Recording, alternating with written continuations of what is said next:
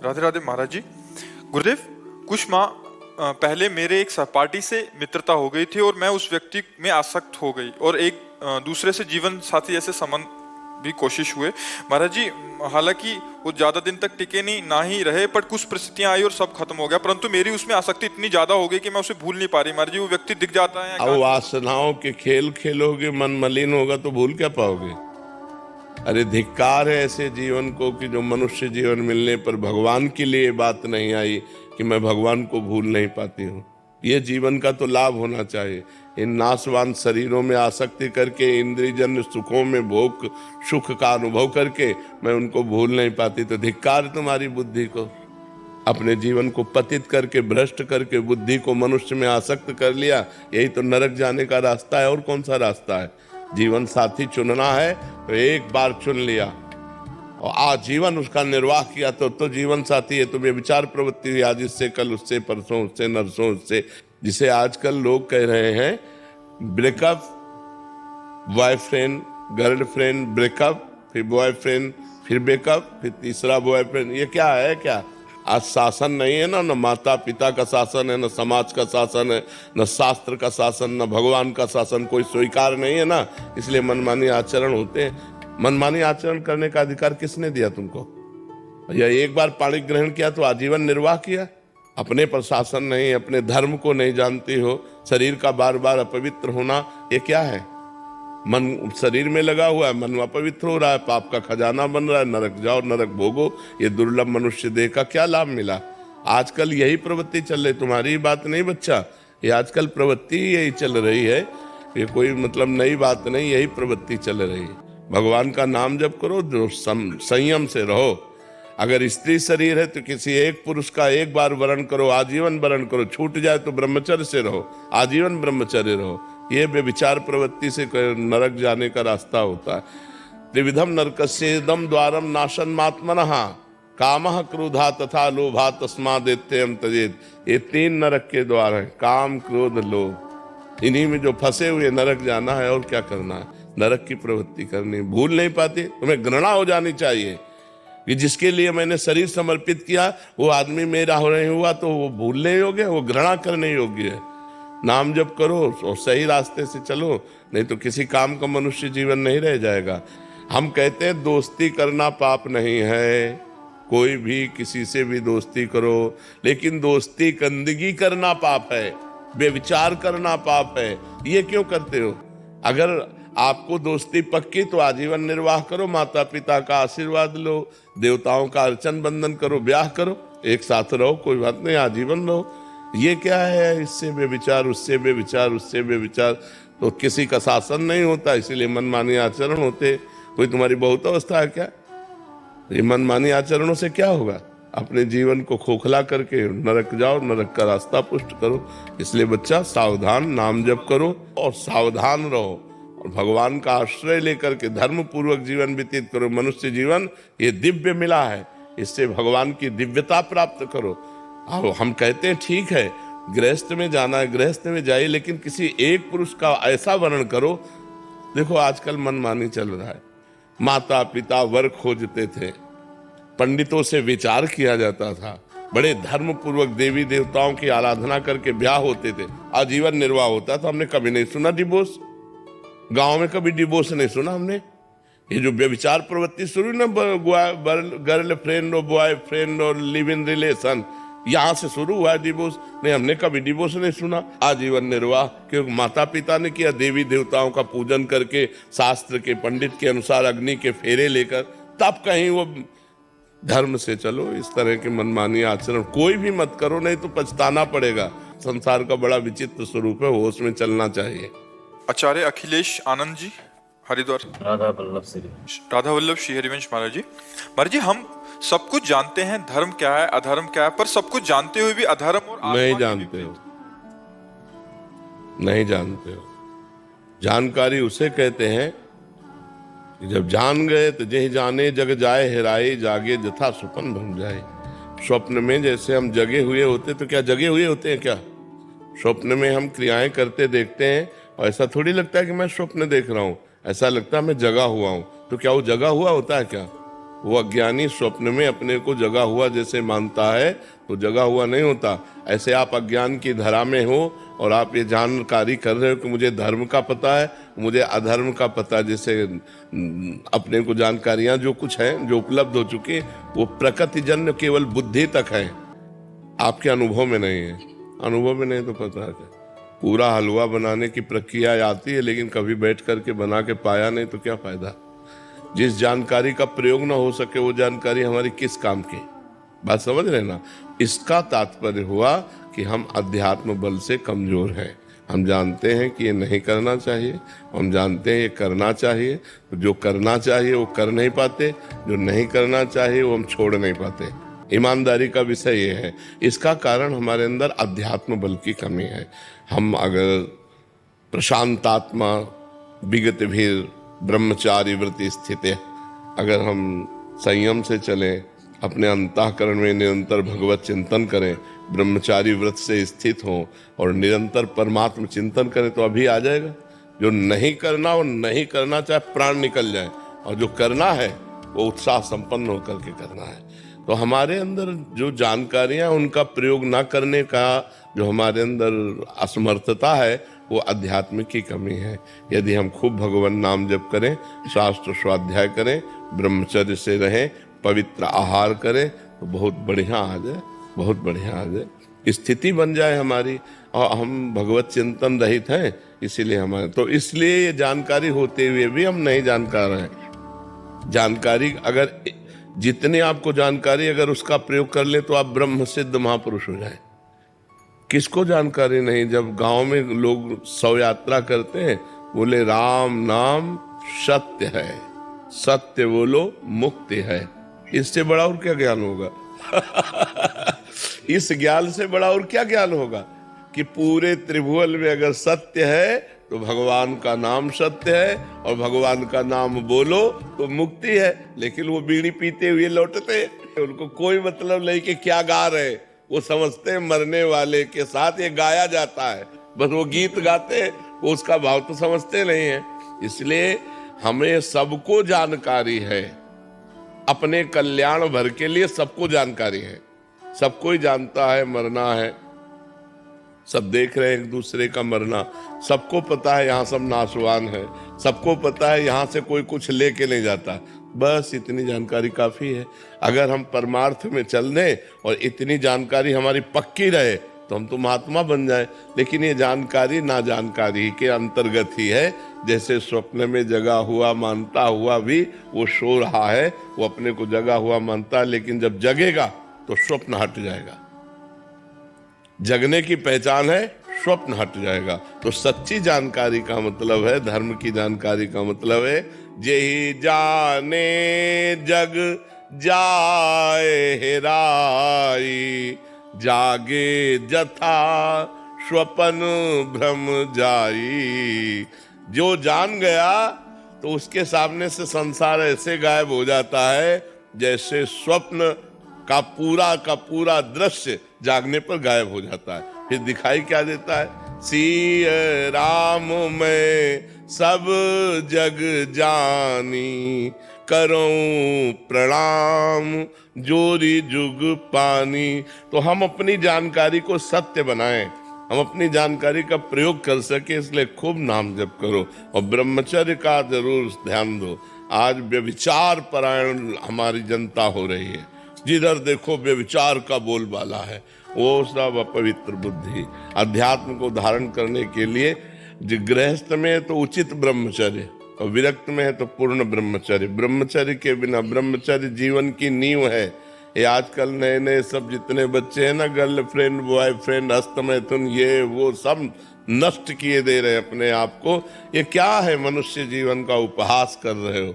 देव दुर्लभ मनुष्य जीवन का उपहास कर रहे हो। बड़े भाग मानुष तन पावा, सुर दुर्लभ सदग्रंथन गावा। साधन धाम मोक्ष कर द्वारा, पाई न जे परलोक संभारा। सो परत्र दुख पावई, सिर धुनि धुनि पछताए। काल ही कर्म ईश्वर मिथ्या दोष लगाए। इसलिए खूब नाम जप करो जी। अमित पांडे जी, प्रयागराज। राधे राधे महाराज जी। महाराज जी, आत्मज्ञान और अध्यात्म मार्ग में सबसे बड़ा अंतर क्या है? इसमें कौन सा मार्ग हमें उसी परमानंद? को तो अध्यात्म कहते हैं, आत्मज्ञान को ही तो अध्यात्म कहते हैं। अध्यात्म कहते हैं किसे? कोई अंतर? वही तो है। जल, वार, तोय, पानी, इसमें कौन श्रेष्ठ है? बात तो एक ही है ना। जल, वार, तोय, पानी में हम पानी के ही पर्यायवाची शब्द कह रहे। तो आत्मज्ञान, भगवदानंद, अध्यात्म मार्ग, अध्यात्म ज्ञान, ये एक ही बात तो है। समझ रहे ना? महाराज जी ये शायद ज्ञान मार्ग और भक्ति मार्ग को समझना चाह रहे हैं आगे। हाँ, ऐसे भेद पूछोगे तो समझ में आ जाएगा कि भक्ति मार्ग में और ज्ञान मार्ग में क्या अंतर। भक्ति मार्ग और ज्ञान मार्ग सिद्धांत तक दोनों एक चलते हैं, सिद्धांत दोनों के एक है और लक्ष्य दोनों का बदल जाता है। एक दासोहम में पहुंच जाता है और एक शिवोहम में पहुंच जाता है। सोहमस्मिति वृत्य खंडा, मैं वही परमात्मा हूं। ज्ञान मार्ग में अनुभव होने लगता है अहम ब्रह्मास्मि। लेकिन भक्ति मार्ग में दास दासु हम, मैं भगवान का दास हूं, भगवान के दासों का दास हूं।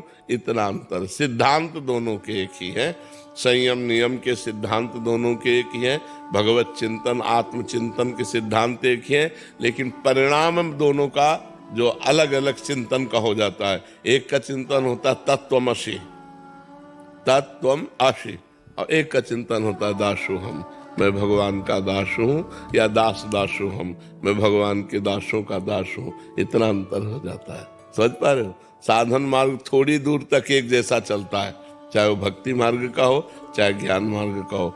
यम नियम संयम, इंद्रियों का दमन, मन का दमन, ब्रह्मचर्य व्रत, निरंतर सतोगुण सेवन, निरंतर शास्त्र स्वाध्याय, शास्त्र चिंतन, संत समागम, ये सब दोनों का एक जैसा चलेगा।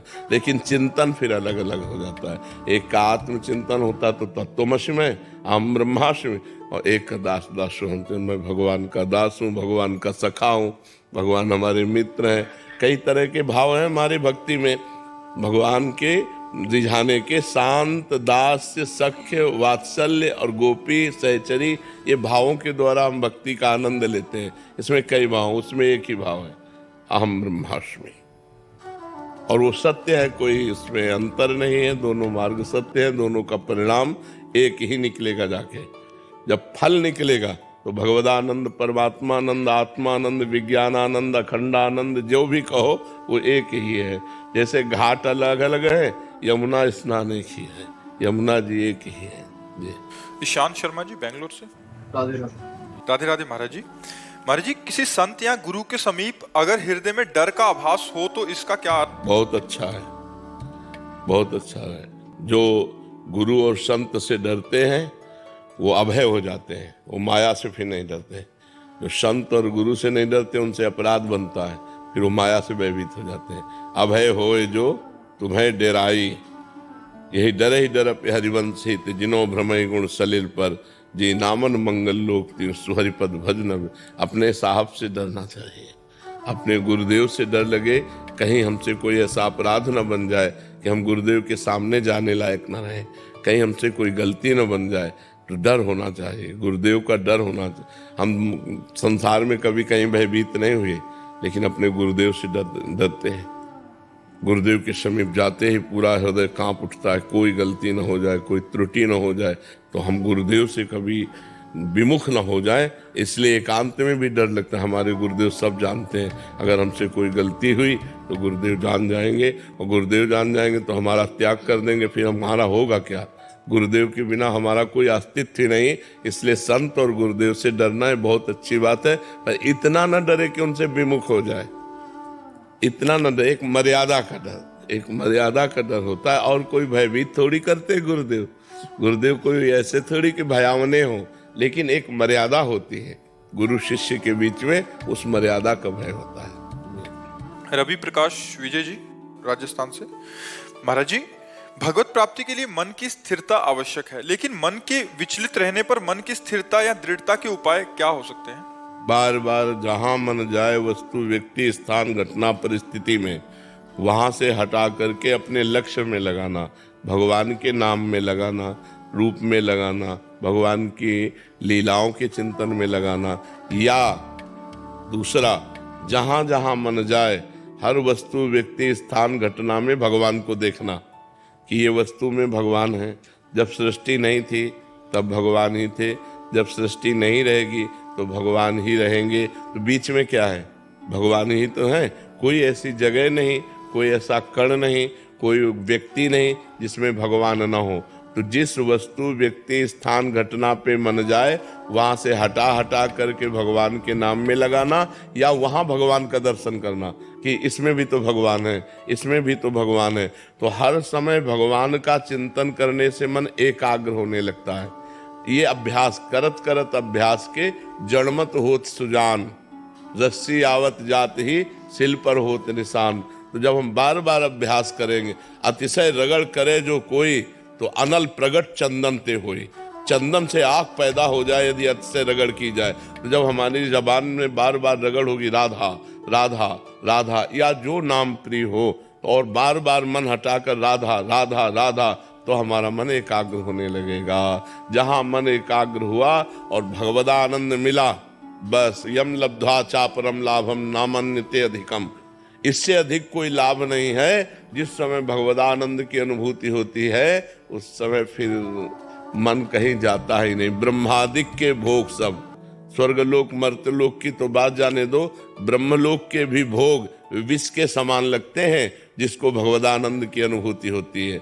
ब्रह्मादिक के भोग सब विषम लागत ताय, नारायण ब्रज चंद की लगन लगी है जाए। इसलिए खूब नाम जप करो, बार बार मन को हटा हटा करके नाम में लगाओ, तो इस अभ्यास से धीरे धीरे वश में हो जाएगा।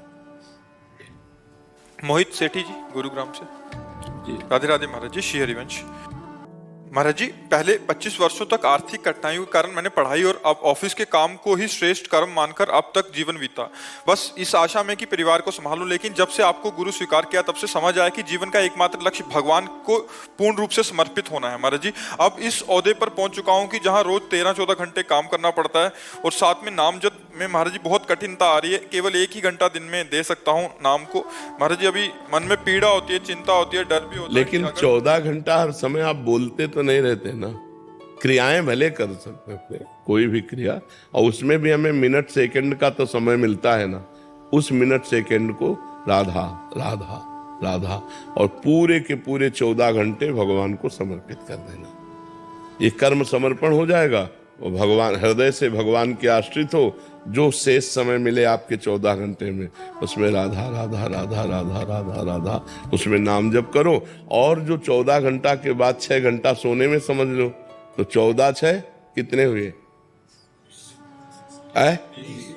20 हुए। तो 4 घंटे तो अभी बचे, वो 4 घंटे कहाँ दोगे? महाराज जी, क्या होता है कि जैसे 13-14 घंटे काम कर रहे हैं रेगुलर, उसके बाद भी क्योंकि आदत ऐसी पड़ी हुई है कि उसी के बारे में सोचते रहते हैं कि उसको कैसे। नहीं, गलत बात, इसी को सुधारो। वो स्थायी चीज नहीं है। मरोगे तो ना ऑफिस जाएगी और ना ये सब कार्य जाएंगे तुम्हारे। एक कर्तव्य पूजा है। हम 14 घंटे समय उसको दें। हम नहीं कहते कि आप 14 घंटे समय मत दो। 14 घंटा समय दिया, इसके बाद कार्य प्रणाली की स्टाफ।